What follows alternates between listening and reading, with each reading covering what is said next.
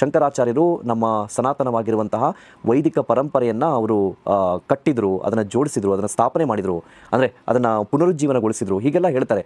ಹೇಗೆ ಅಂತಂದರೆ ಅವರ ಕಾಲಕ್ಕೆ ನಮ್ಮ ಭಾರತದಲ್ಲಿ ಹೇಗಾಗಿತ್ತು ಅಂದರೆ ವೈದಿಕ ಪರಂಪರೆಯಲ್ಲಿಯೇ, ಅಂದರೆ ವೇದವನ್ನೇ ಪ್ರಮಾಣವಾಗಿ ಇಟ್ಟುಕೊಂಡು ಬಂದಂತಹ ಆಸ್ತಿಕ ಪರಂಪರೆ ಅಂತ ನಾವೇನು ಕರಿತೀವಿ, ಅಥವಾ ಆಸ್ತಿಕ ಮತ ಅಂತ ನಾವೇನು ಕರಿತೀವಿ, ಅವುಗಳಲ್ಲೇ ನೂರಾರು ತರಹದ ಮತಗಳು ಬಂದ್ಬಿಟ್ಟಿದ್ವು. ಹೇಗೆ ಅಂತಂದರೆ ನಿಮಗೆ ಷಣ್ಮತ ಅಂತ ನೀವು ಕೇಳಿರ್ಬೋದು. ಶಂಕರಾಚಾರ್ಯರಿಗೆ ಷಣ್ಮತ ಸ್ಥಾಪನಾಚಾರ್ಯ ಅಂತ ಒಂದು ಬಿರುದು ಇದೆ ಅಂತ ಎಲ್ಲ ಉಲ್ಲೇಖ ಆಗಿದೆ. ಯಾಕೆ ಇದು ಅಂತಂದರೆ ಪ್ರಧಾನವಾಗಿ 6 ಮತಗಳು ಆಗಿನ ಕಾಲಕ್ಕೆ ಅಸ್ತಿತ್ವದಲ್ಲಿದ್ವು. ಅಂದರೆ ಈಗ ನಾವು ಕೇಳೋದು ಶೈವ ಅನ್ನು ವೆರಿ ಕಾಮನ್ ಆಗಿ ಕೇಳ್ತೀವಿ. ಶೈವ, ವೈಷ್ಣವ ಮತ್ತು ಶಾಕ್ತ ಅಂತ. ಶಾಕ್ತ ಅಂದರೆ ಶಕ್ತಿ, ಅಂದರೆ ದೇವಿಯನ್ನೇ ಆರಾಧನೆ ಮಾಡುವಂತಹ, ದೇವಿಯನ್ನೇ ತಮ್ಮ ಇಷ್ಟ ದೇವತೆಯನ್ನಾಗಿ ಮಾಡಿಕೊಂಡಿರುವಂತಹ, ದೇವಿಯನ್ನೇ ತಮ್ಮ ಕುಲದೇವತೆಯನ್ನಾಗಿ ಮಾಡಿಕೊಂಡಂತಹ, ದೇವಿಯಿಂದಲೇ ತಮಗೆ ಮೋಕ್ಷ ಅಂತ ಭಾವಿಸಿರುವಂತಹ ಒಂದು ಪಥ.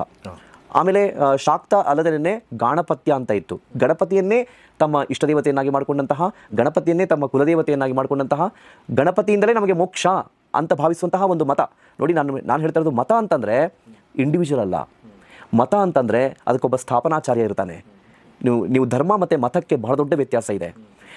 ಮತ ಅನ್ನೋದಕ್ಕೆ ಒಬ್ಬ ಅಂದರೆ ಪ್ರವರ್ತಕ ಇರ್ತಾನೆ, ಸ್ಥಾಪನಾಚಾರ್ಯ ಇರ್ತಾನೆ. ಅವನಿಂದ ಹೊರಟಂತಹ ಒಂದು ಸಿದ್ಧಾಂತವನ್ನು ನಂಬಿಕೊಂಡು ಲಕ್ಷಾಂತರ ಜನ ಅನುಯಾಯಿಗಳಿರ್ತಾರೆ. ನೀವು ವಿಚಾರ ಮಾಡಿ, ಶಂಕರಾಚಾರ್ಯರ ಕಾಲದಲ್ಲಿ ನಮ್ಮ ವೈದಿಕ ಮತ ಅಂದರೆ ವೈದಿಕ ಪರಂಪರೆ ಹೇಗಾಗಿತ್ತು ಅಂತಂದರೆ, ಹೀಗೆ ನಾನಾ ದೇವತೆಗಳು, ಅದು ಶೈವ, ವೈಷ್ಣವ, ಶಕ್ತಿಗೆ ಶಾಕ್ತರು ಅಂತ ಕರೆದಿದ್ದಾರೆ. ಆಮೇಲೆ ಗಾಣಪತ್ಯ ಅಂತ, ಅಂದರೆ ಗಣಪತಿಯನ್ನೇ ಉಪಾಸನೆ ಮಾಡುವಂತಹ ಗಾಣಪತ್ಯ. ಕುಮಾರನನ್ನು ಇವತ್ತಿಗೂ ಕೂಡ ತಮಿಳುನಾಡಲ್ಲಿ ಅದೆಲ್ಲ ಕೂಡ ನಾವು ಗಮನಿಸ್ತೀವಿ. ನೀವು ತಮಿಳುನಾಡು ಕಡೆಗೆ ಹೋದರೆ ಸ್ಕಂದನನ್ನು ಅಥವಾ ಮುರುಘ ಅಂತ ಅವ್ರು ಕರೀತಾರೆ, ಅವನನ್ನೇ ಆರಾಧನೆ ಮಾಡುವಂಥದ್ದು ಈಗಲೂ ಅದು ಚೂರ್ಪಾರು ಉಳ್ಕೊಂಡಿದೆ. ಅಂದರೆ ಅವನನ್ನೇ ಪ್ರಧಾನವಾಗಿ ದೇವತೆಯನ್ನಾಗಿ ಕನ್ಸಿಡರ್ ಮಾಡಿ ಅವನನ್ನೇ ಆರಾಧನೆ ಮಾಡುವಂಥದ್ದು. ಕೌಮಾರ ಅಂತ ಹೇಳಿ, ಆಮೇಲೆ ಸೌರ ಅಂತ ಹೇಳಿ. ಸೌರ ಅಂದರೆ ಸೂರ್ಯನನ್ನೇ ಪ್ರಧಾನ ದೇವತೆಯನ್ನಾಗಿ ಮಾಡಿಕೊಂಡು ಅವನಿಂದಲೇ ನಮಗೆ ಎಲ್ಲವೂ ಕೂಡ ಸಿದ್ಧಿಸುತ್ತೆ ಅಂತ ನಂಬಿಕೊಂಡು ಹೋದಂತಹ ಲಕ್ಷಾಂತರ ಜನರ ಅನುಯಾಯಿಯನ್ನು ಉಳ್ಳಂತಹ ಮತ ಇತ್ತು. ಅಷ್ಟೇ ಅಲ್ಲ, ಆಮೇಲೆ ಹೀಗೆ ಬೇರೆ ಬೇರೆ ಒಂದೊಂದು ಮತದಲ್ಲೂ ಕೂಡ ಮತ್ತೆ ನೂರಾರು ಪ್ರಕಾರ ಇತ್ತು. ಈಗ ಒಂದು ಶಿವ ತೆಗೆದುಕೊಂಡ್ರೆ ಆ ಶಿವನಲ್ಲೂ ಕೂಡ ನಾವು ನೋಡುವಂತಹ ಶಿವ ಒಂದಾದರೆ, ಮತ್ತೆ ಅವನ ಕಾಲಭೈರವ ರೂಪ ಅಂತ ಇದೆಯಲ್ಲ, ಆ ಕಾಲಭೈರವನ್ನೇ ಇಟ್ಕೊಂಡು ಕಾಲಭೈರವ ಮತ ಅಂತ ಹುಟ್ಟುಕೊಂಡ್ಬಿಟ್ಟಿತ್ತು. ಶಂಕರಾಚಾರ್ಯರು ಯಾವುದು 6 ಮತಗಳ ಸ್ಥಾಪನೆ ಮಾಡಿ? ಅದೇ ಇದನ್ನೇ ಈಗ ಶೈವ, ವೈಷ್ಣವ, ನನಗೆ ಪ್ರಧಾನವಾಗಿ ಹೇಳಿದೆ. ಈ 6 ಮತಗಳೇ ಆಗಿನ ಕಾಲಕ್ಕೆ ಅದು ಪ್ರಧಾನವಾಗಿ ಅಲ್ಲಿ ಕಂಡಿದ್ದು.